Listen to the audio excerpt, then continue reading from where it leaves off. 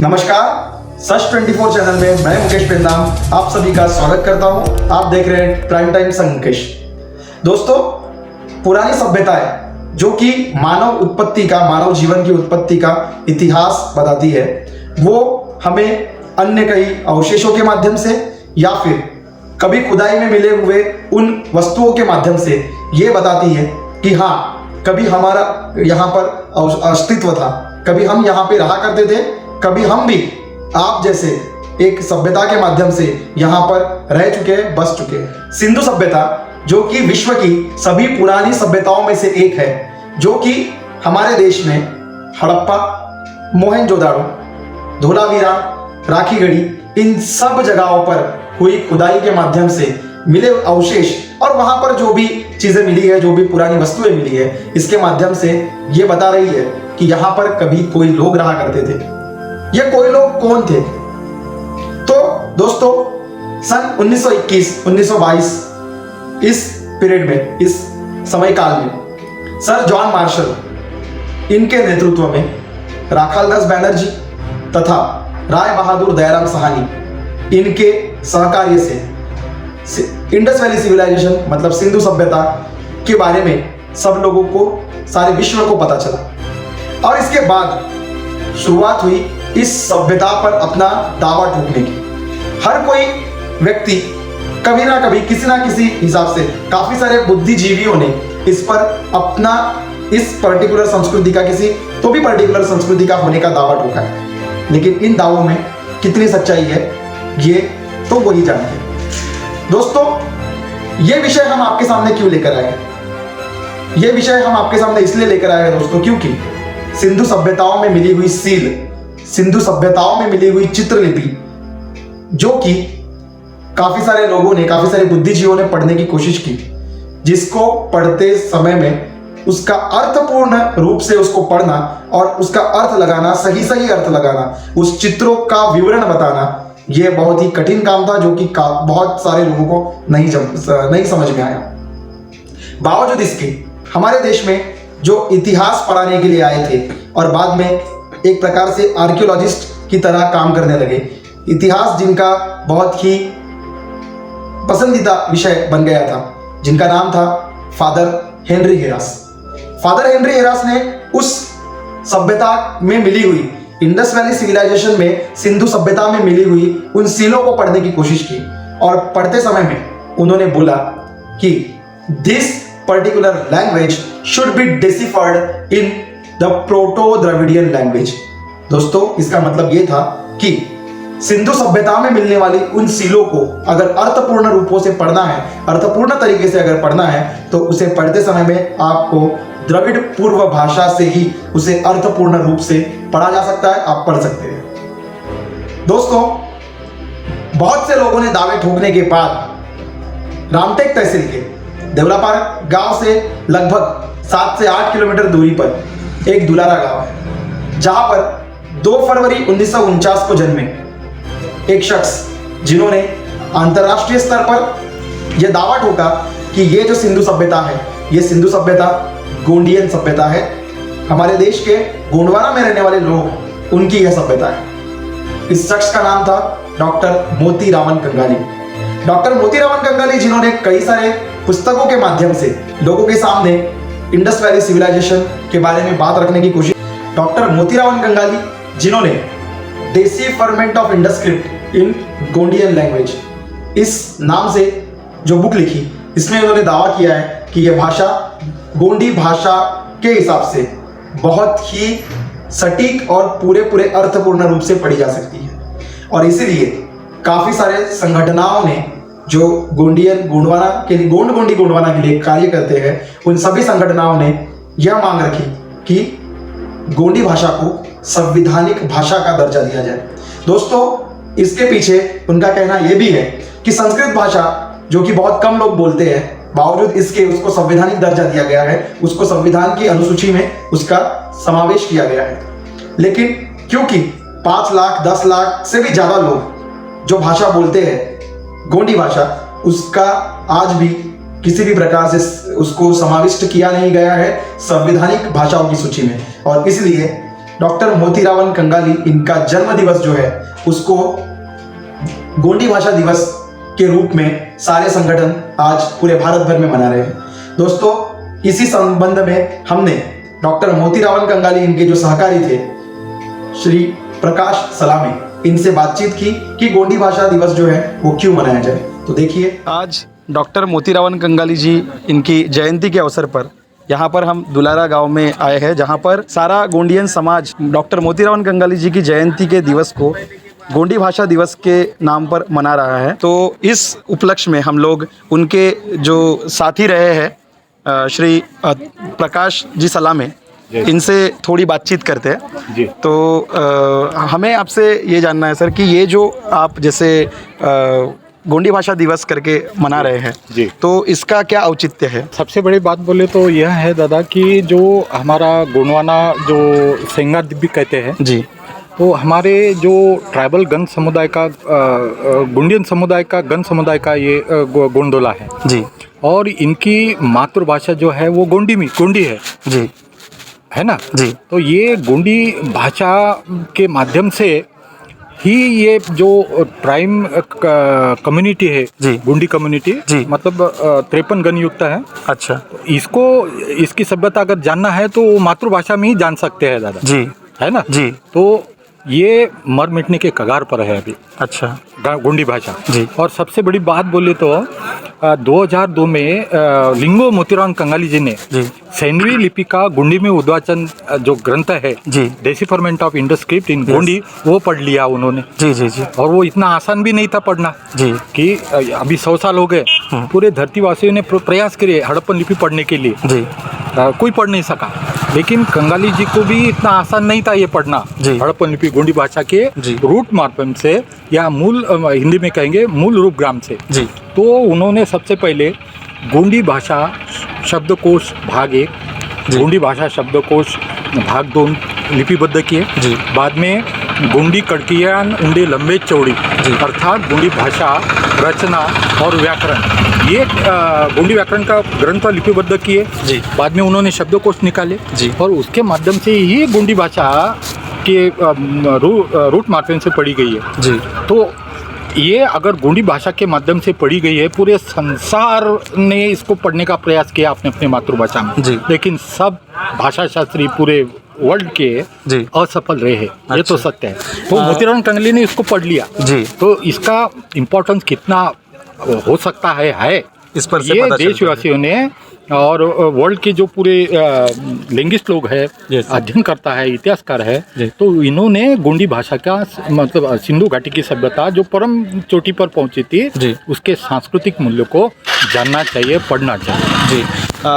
हम हमारे दर्शकों को एक चीज़ बता देना चाहते हैं कि जो इंडस वैली सिविलाइजेशन है, सिंधु सभ्यता जो है, इसको पढ़ते समय में सबसे पहली बार जिन्होंने इसको पढ़ने की कोशिश की थी, जिनका नाम था फादर हेरास।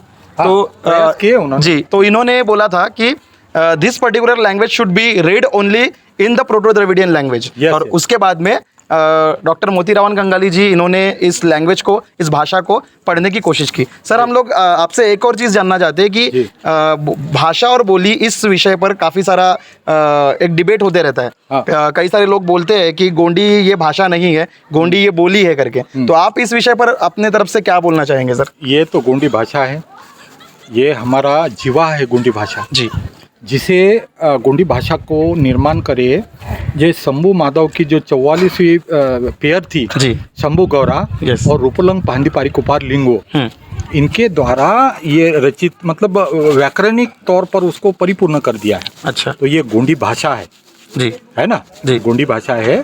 और ये गोंडी भाषा सिर्फ आदमी को ही नहीं जी, तो ये जीव जगत के जो है, जैसे चिड़िया है जी, प्राणी है, पशु पक्षी है, जानवर है, इनको भी गोंडी भाषा ही समझती है। अच्छा, इसलिए मुंडोमाल शंभू शेख को जाई जंतुर राजाल कहा गया। अच्छा। यानी उन्हें ये जीव जगत की, प्राणियों की, जाई जंतुर की भाषा उनको आती थी। मतलब सारे जो जीव है, हाँ, उन सारे जीवों के वो राजा, ऐसा उनको बोला मतलब गया। वो उनके ध्वनि है उसमें जी, ध्वनि है। अच्छा, ये बोली नहीं है दादा, ध्वनि है गोंडी। अच्छा, ये फर्क अपने समझना चाहिए। अच्छा, तो यहाँ पर एक और चीज़ जैसे सर ने बताया कि रूट मॉर्फिम्स के बारे में, किसी भी भाषा को जब पढ़ा जाता है तो उस भाषा को पढ़ते समय में उसकी कुछ टेक्निक्स रहती है। जैसे इंडस वैली सिविलाइजेशन, सिंधु सभ्यता की हम लोग बात करें तो हम हमारे दर्शकों को ये चीज़ बता देना चाहते हैं कि वहाँ पर चित्रलिपि है और उस चित्रलिपि को जैसे सिंबॉलिक फॉर्म में उसका डिसिफरमेंट करना, उसके बारे में अंदाज़ा लगाना और उसको सटीक तरीके से बताना, ये बहुत ही एक कठिन कार्य था जो कि डॉक्टर मोतीराम कंगाली जी ने अपने बुक के माध्यम से decipherment of Indus valley Indus script, decipherment of Indus script Gondi में उद्वाचन 419 चित्राक्षर को उन्होंने गुंडी भाषा के रूट मार्फम से पढ़ लिया है जी। ये सत्य हमको एक्सेप्ट करना ही होगा, आज नहीं तो कल। जी बिल्कुल, उसको परखिए, आपकी कसौटी पे लाइए। जी। एक और चीज़ मैं बोलना चाहूँगा सर कि यहाँ पर काफ़ी सारे लोग ऐसे हैं जो प्राकृत भाषा वाले जो लोग हैं, कुछ संस्कृत भाषा वाले लोग हैं, ये लोग बार बार चैलेंज करते रहते हैं कि ये जो हमारी जो भाषा है, जो मतलब जिस गोंडी भाषा की हम लोग जैसे बात कर रहे हैं, हम लोग सिंधु सभ्यता में जो चित्रलिपि आई उसकी बारे में जब बात करते हैं तो इन सब के बारे में बात करते समय में बार बार वो लोग ये बोलते हैं कि उनकी जो संस्कृति है, उनकी जो भाषा है वो सारे भाषाओं की जननी है। और हम लोग देखते हैं कि हमारे जो मतलब ज़्यादातर जो ट्राइबल कल्चर पे काम करने वाले लोग हैं ये बार बार बोलते हैं कि सारी भाषाओं की जननी गोंडी है। तो इस बात को आप किस तरीके से बताने की कोशिश करेंगे सर? हाँ बिल्कुल, अच्छा सवाल है आपका। तो गोंडी भाषा मतलब हमारा जो मूल स्थल है दादा जी, मतलब व्युत्पत्ति स्थल है ये हमारा अमरकोट है जी। अन्य लोगों ने अमरकंटक करा दिए, हाँ, तो वो हमारा उत्पत्ति स्थल है जी, है ना जी। अमरकोट जो नर्राल मादाल कहते हैं उसको, नर्मदा ढोडा रिवर। अच्छा, अरे भैया वो तो वहाँ से निकली है ना, हमारा मूल स्थान यहाँ का है जी। अन्य लोग जो आप जो बात कर रहे हैं जी, वो तो बाहर से आए भैया जी, बराबर। हड़प्पा मोहनजोदड़ो की जो ये है परिक्षेत्र है जी, यह आर्य के मतलब बाहर के लोग आने से पहले तो वहाँ पनपी थी जी, है ना जी, मतलब इनके आने से पहले वहाँ उनका पूर्ण विकास हुआ था जी। ये बात से आए। अभी सवाल ये हो रहा था इनको क्या मतलब मजे की बात ये है जी, इनको लग रहा है कि भाई इन्होंने क्या किया कि वैदिक संस्कृति घोषित कर दी। हाँ। इतना ही नहीं, पिछले साल में एक लोकमत में एक न्यूज़ आई थी जी, वो न्यूज़ में यूजीसी वालों ने क्या करे दादा, हाँ, कि वो हमारा हड़प्पा मोहनजोदड़ो का नाम हाँ, सरस्वती वैदिक सभ्यता करके दी। अच्छा, उनका ये कहना है कि वो सरस्वती नदी वहाँ विलुप्त हुई है। अरे वो नहीं है, हाँ। ये हमारे वहाँ पे हमारे एविडेंस मिले हैं जी, पुरातात्विक एविडेंस मिले हैं जी, ये वैदिक जो वेद वगैरह के ये किताब में लिखा है। बराबर। अरे भैया हमारे तो जो हम जो दावेदार है जी, हड़प्पन सभ्यता के गुण जी, है ना जी, हमारा वहाँ पुरातात्विक सब ये मिले हैं, जी। कुछ किताब थोड़ी मिले वहाँ। बराबर। हाँ 419 अक्षर पढ़ लिए, पाठ पढ़ लिए जी, और बात की बात है बाद में उसका विघटन भी हुआ उस तेज गति से। जी सर, थोड़ा सा आपको इस यहाँ पर रोकना चाहूँगा, वो इसलिए कि डॉक्टर मोतीराम कंगाली जी की एक वीडियो में हम लोगों ने देखा था कि उन्होंने कहा था कि जो वेदों में कुछ चीज़ों का वर्णन किया गया है, जैसे कि एक किसी वेद में उन्होंने ये बताया था कि किसी वेद में लिखा हुआ है कि हे इंद्र, आपने कुछ 80 लाख या 90 लाख काली चमड़ी वालों को भस्म कर दिया, हम आपका नमन करते हैं। इस तरीके से कुछ उन्होंने उसमें उस विषय को बताया था। तो क्या हम लोग जो वेदों को ये लोग प्रमाण माना जाता है कई जगहों पर, तो उसको हम उसमें हमारा थोड़ा बहुत इतिहास मिलता है ऐसा बोल सकेंगे? नहीं। अच्छा, ऐसा कैसा मिलेगा जी? अरे हमारी वेन गंगा पेन गंगा जो गोदा है हमारी नदिया, जी। उसका वहाँ पे तो उल्लेख है ही नहीं है तुम्हारे ऋग्वेद अच्छा। के ऋचा में। अच्छा, है ना जी। तो ये हम नहीं कह रहे, वो लोग ही कबूल किए कि हमने वो इंद्र राजा था जी, संबूर के 99 घर अग्नेयास्त्र से उन्होंने ध्वस्त करे। They themselves telling okay, they are inventor. okay, so it means that we can say they are actually the destructor of that civilization. Yes.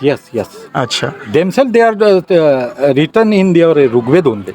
okay, so we will not say that they are actually in the standard form. Yes. वो उन्होंने बोला है इसलिए वो वैसा लिखा है। हाँ। बाकी उसका कोई एविडेंस हम लोग नहीं मानेंगे। इसके बावजूद हम एक महत्वपूर्ण चीज़ कहना चाहेंगे जी, हमारा जो गुंडी पुनेम है जी, इसका अंतिम लक्ष्य है जीव जगत का कल्याण।